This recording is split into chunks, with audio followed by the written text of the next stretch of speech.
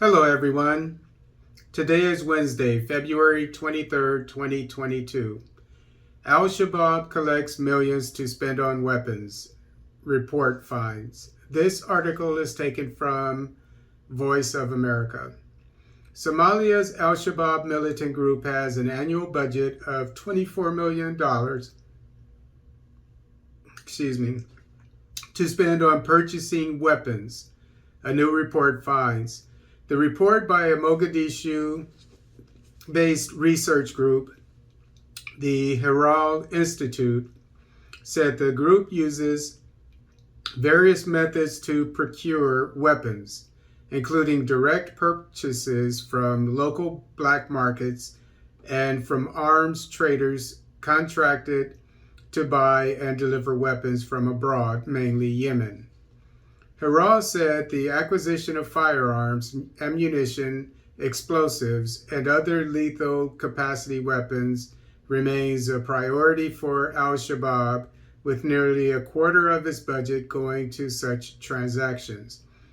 Out of an annually planned expenditure of approximately 100 million US dollars, Al-Shabaab annual planned expenditure on arms procurement is assessed to be 24 million US dollars, budgeted monthly at 2 million US dollars, the report said.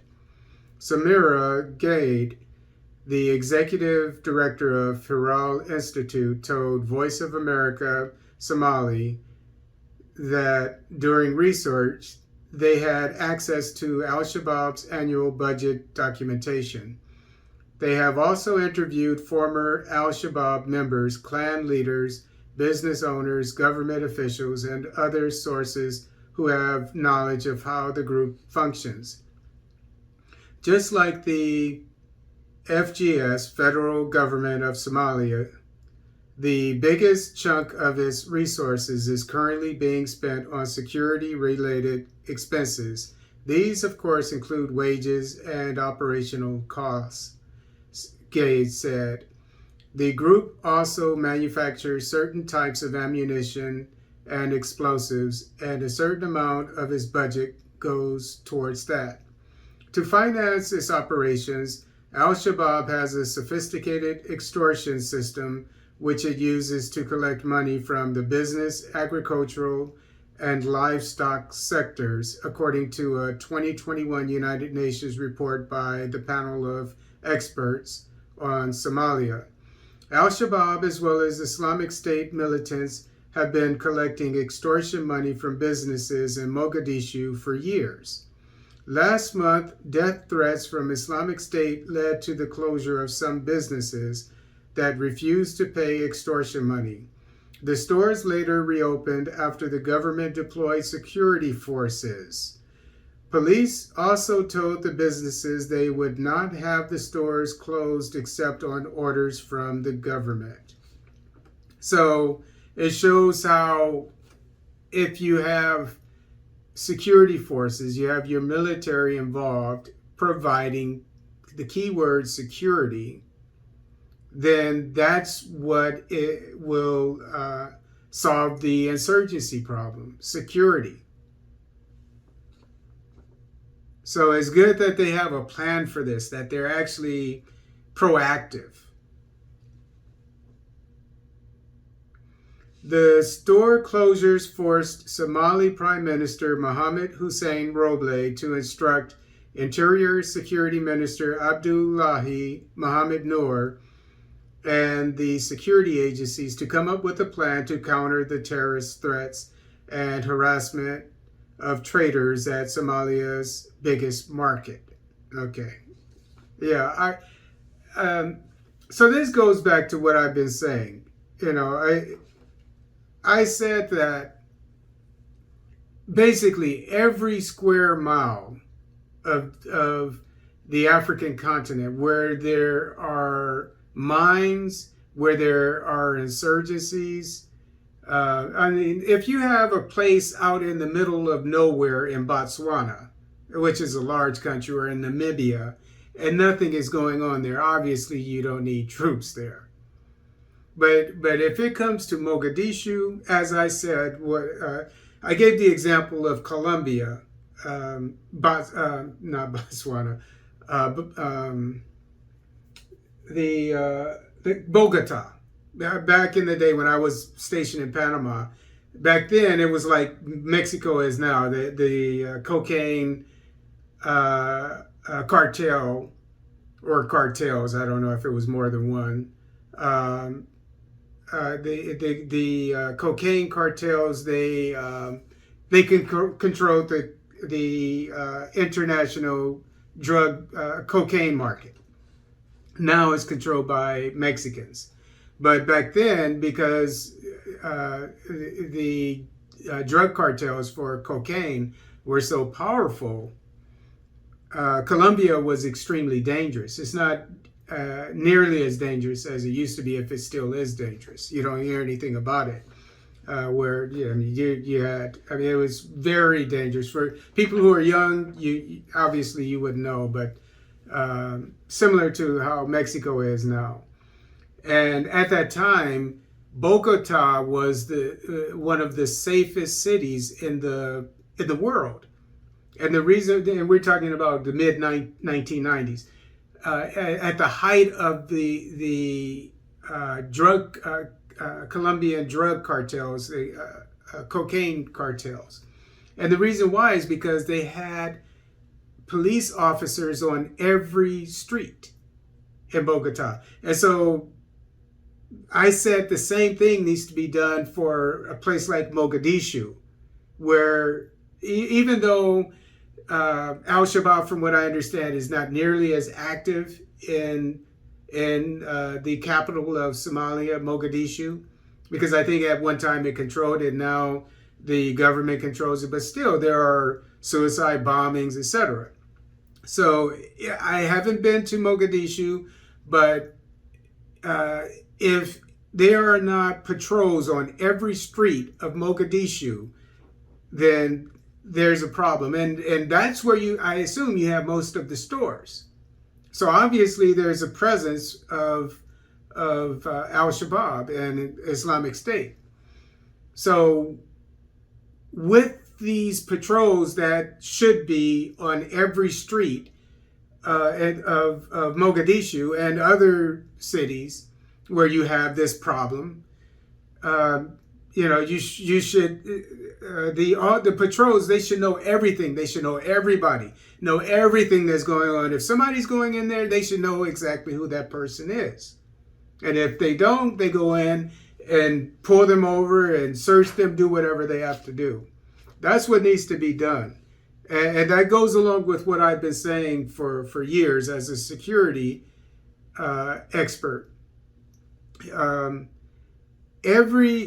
As I said before, every square mile of any African country that has an insurgency or that has mines, like in Ghana, or I went over an article today about, I think it was Burkina Faso, where the insurgents the terrorists are controlling some of the gold mines. That should, so the point I'm trying to make is wherever you have an insurgency, wherever you have a mine that is capable of producing anything, you should have security there. It's just that simple. And I understand that some countries and Somalia is probably, as well as Nigeria, they have major insurgency problems. And they're large countries. So I understand that they probably have a problem with getting enough troops to fight their insurgencies. I understand that. But that goes back to another thing I said, and namely these countries that have active duty soldiers, and just about every country, if not every African country, has active duty soldiers. So you have places like Angola, Gabon, Liberia, etc., that don't have insurgencies. They need to send their troops there. I mean, this has to be orchestrated by the African Union. And so the point that I'm trying to make is Somalia needs more boots on the ground.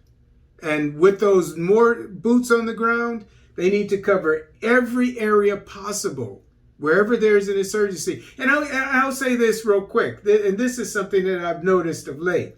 And this goes on in DRC as well, with villages that are attacked. If there is a place that is attacked, send troops there as security, and make sure that area doesn't get attacked again, because it will be vulnerable. I've actually said this before, but because this is intelligence, you know that this place is vulnerable because it was just attacked. So the same thing goes on with anywhere in Somalia. Wherever there was an attack, they're making it easy for you. Wherever there was an attack, put some troops there. If they're successful again, put some troops there. But again, this goes back to the need for many, many boots on the ground. And the AU needs to call all these African countries that are at peace, that have active duty troops, that are getting paid, and give them some hazardous duty pay, obviously, to go and feed them so they don't have to spend money, so they can save money, etc. I mean, I can talk to you ad nauseum about that, how you can give incentives to them and how you should. But Somalia needs more troops.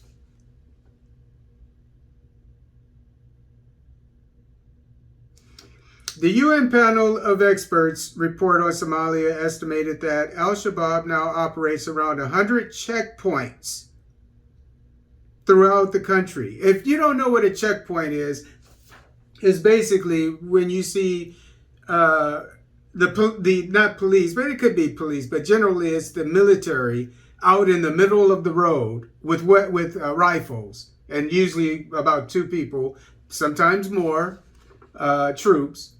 So they're doing this out in the open. So you see how Somalia is lacking troops? Because if they had the troops, this wouldn't be going on, because they would be able to kick them out of there. In one of the most profitable checkpoints north of Kismayo town, which sees an average of 30 trucks pass through, so they're shaking down truckers. I mean, that's unfair. They're taking food off the table of the families of these people. In a 24-hour period, the panel reported that Al-Shabaab collects an estimated $15,000 to $30,000 per day. Make that $0 a day. Hiral recommended the implementation of several measures aimed at disrupting Al-Shabaab's weapons purchases, including the targeting of key militant explosives experts, people that make the suicide bombs and IEDs, I assume. So get intelligence on them, got it. It would be even easier if you, as I said, if you have troops everywhere on wherever there are roads, you should have troops there, especially if there are highways, because these are the areas that they're going to target, because that's where all the traffic is. You should have troops there, and you wouldn't have to worry about them putting these IEDs down. You shouldn't let them walk into a restaurant with a backpack or a big dress or whatever on, a gown or whatever, because you don't know what they have under there. It should be announced what you can wear and what you cannot wear in establishments. And so nobody should be walking around with bulky attire. If you're walking around that, you can't come into an establishment. Point blank, you're going to be out there by yourself. Targeting individuals involved in the arms trade. Okay. And countering arms imports from the Gulf of Aden, in other words, Yemen. Okay. So another thing that they obviously have a problem with is border security. And to include, they have a very long coastline. I assume they don't have any Coast Guard. So these are two things that they need.